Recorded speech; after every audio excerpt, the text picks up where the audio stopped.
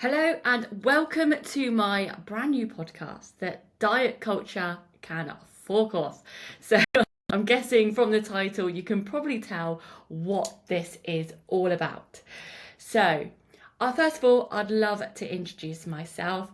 My name is Becky Jones, and I am the creator of the Empower Coach. If you don't follow me on Instagram, then I suggest you do go and do so. And I am the underscore empower underscore coach. So I want to introduce myself a little bit more so you can get to know who I am, what I'm about, why I'm created this podcast in the first place, and what you're going to get out of it as well, because that's the most important thing, isn't it? So I'm an online coach, online health and fitness coach. I really specialize in breaking that diet culture. Like I said, you can probably tell this from the title of the podcast. So I grew up in the 90s and the noughties, like a lot of you, in the midst of diet culture, and I recognised the impact that this has had on us over the years. Our poor relationship with our bodies, poor relationship with food, but also trying to live up to these unrealistic beauty standards that still are imposed on us even today.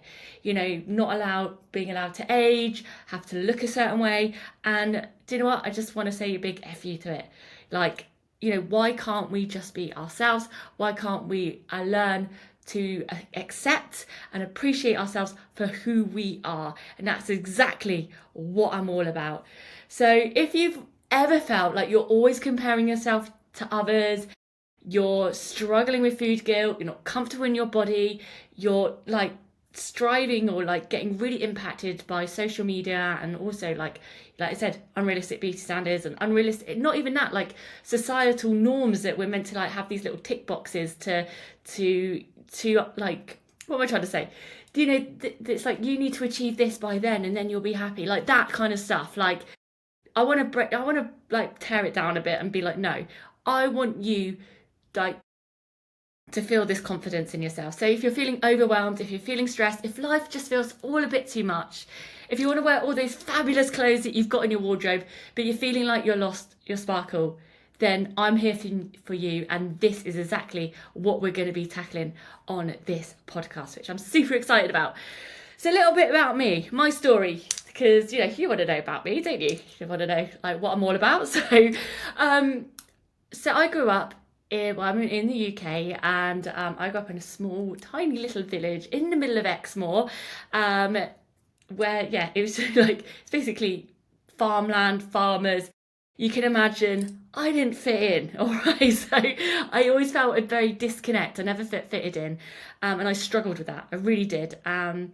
And through that, obviously, with a lot of people, going through bullying and things like that. But it was the fact that I always felt a bit of a misfit. I always felt like I never fitted in, and I really couldn't wait to escape. I know my parents and my friends would definitely tell you this, that I was always wanting to to be able to move away. I was always talking about moving away, and I was very career driven. I really loved fashion. I really aspired to be working in the fashion industry. But during school, I actually hated PE. Hated it. I used to hide in the hedge in cross country and join in at the end, make it realistic. I used to try and skive off PE. Do you know what? There's only 30 people in our year as well, so it was very, very apparent that there was a few of us skiving off, and we used to go into the drama room or into the library and sometimes listen to Prodigy, stuff like that, But again, just wasn't into this. I wasn't ever part of the popular group, good sports and stuff like that. I was quite good at swimming, actually. That's probably the only thing I was good at and actually enjoyed. During this time, it was probably when I was about 14, I really struggled with the things that were happening around me, being bullied. There was some stuff going on at home with my family's business, and also losing a grandparent as well. It made my mental health go into a very dark place. I was only 14 and I started restricting food. I remember losing my periods and things like that, and it was a real tough time. Mentally, I struggled a lot. I didn't know what anxiety was back then. I now know that anxiety played a big part of my adolescence and also through my teens and my 20s.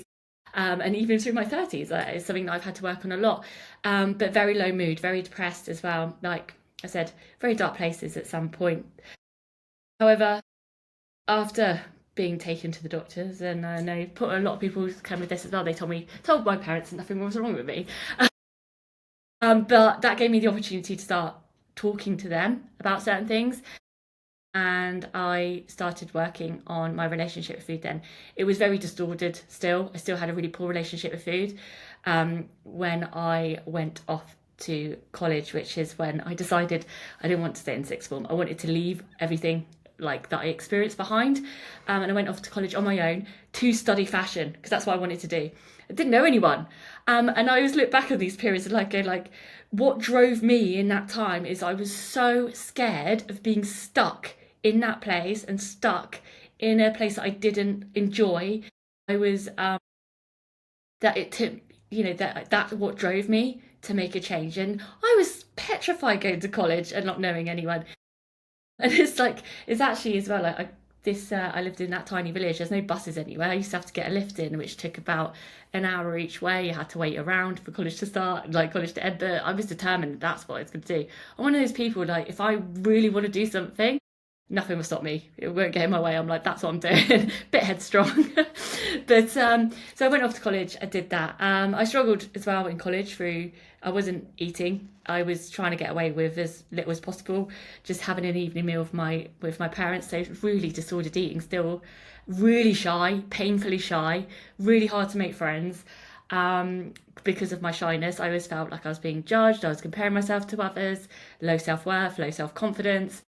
But anyway, I went to college and then I ended up doing my degree in the same space. I wasn't in the right place to be able to move away at that point, so I stayed in the town and did my fashion degree.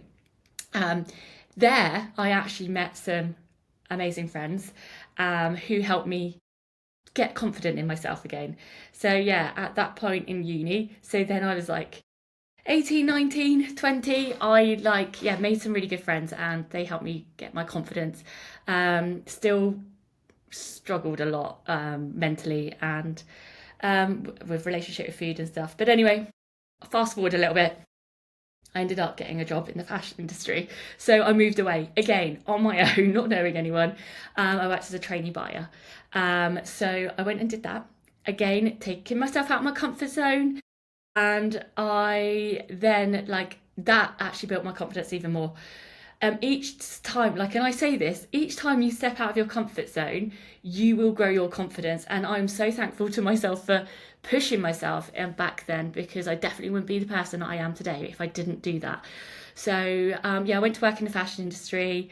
It was overwhelming to say the least. I was there for 4 years being a trainee buyer. However, it got to a point where I was coming home crying every night. I was exhausted, burnt out. My sister was travelling at the time. I gave it up, went travelling, and that was at 25 years old. So got a round the world ticket, went and met her in New Zealand, went to Australia, went around all Southeast Asia. That was a key point in my life because again, it built my confidence up, and I was quite materialistic before, I'm not ashamed to say, and that actually stopped me from being materialistic. But here we go. So once I came back, I managed to get back into the fashion industry. It took a while. But I did again, I don't give up easily. So I went back and I managed to work in the fashion industry.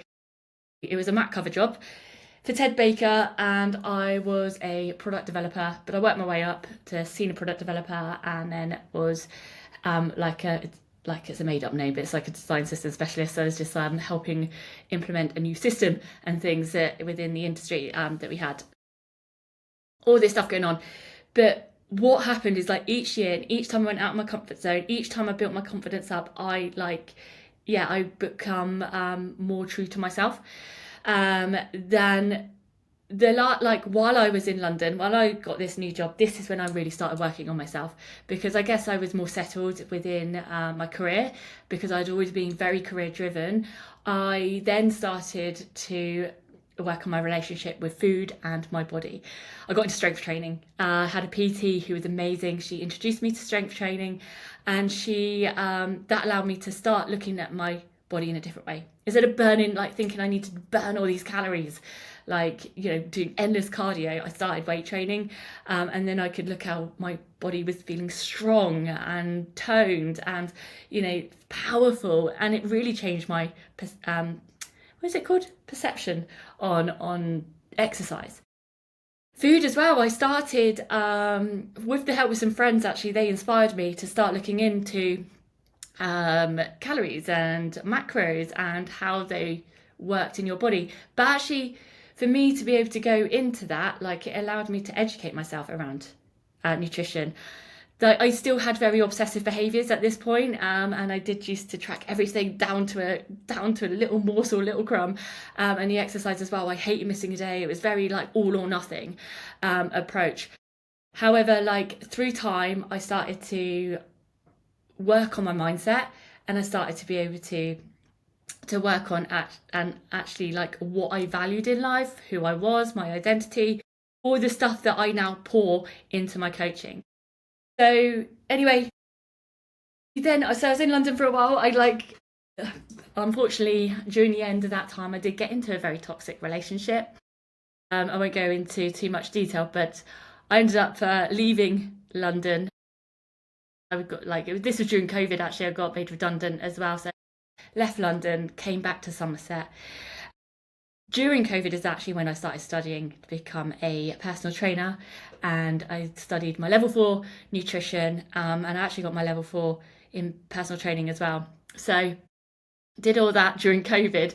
I didn't stop. I just ended up I just pretended I was going to work when I was off for what was it called? Furlough, that's the one. So once I was like laid off for furlough, that's what I did. Anyway, then I came back to Somerset and I started Empower.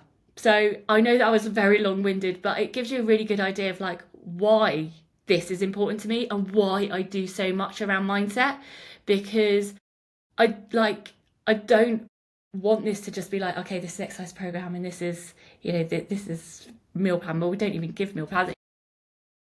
Why I do what I do, it becomes from that little girl that was struggled so much.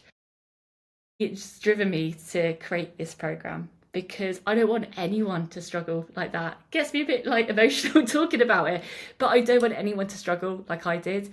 And I know what can happen when you push yourself and when you take yourself out of your comfort zone and when you trust yourself and you have that self-worth, like great things can happen. And that's exactly why I do what I do. And I can't wait to talk more about it on this podcast as well. So I like to go against the grain, and I will talk about how we should not conform to unrealistic beauty standards, but how we don't need to tick societal boxes in the pursuit of happiness as well. What really makes a difference is being true to yourself, and that's something I've had to learn as well. Being your unique self, not anyone else, that is what like true happiness will come. Because I see you and I hear you, I've had those life experiences, as you've just heard, that I can help. So what you're going to get from this is a load of juicy info and help on getting you to feel heard and seen. And I can't wait, I'll be getting guests in as well to have the real no bullshit conversations, from the impact of diet culture to what health and fitness can really look like without the diets and the endless cardio. I am all about freedom, and I want you to step away from each episode feeling empowered and strong and confident. You know, this is the exact energy that I bring into my coaching, because we see you as the person you are, with your own personal struggles, your own personal situations, and we find a way that works with you, your life, and your brain, not against it. So we work on you feeling confident in yourself and not about the number on the scales. Not about numbers, no numerics in our program. So I'm excited to start this podcast, and I'm so happy for you to come along for the ride. So subscribe, whatever you need to do. If you need any more information, where to find me, then I'll pop the links in the description of this episode. But I can't wait to share even more exciting information with you.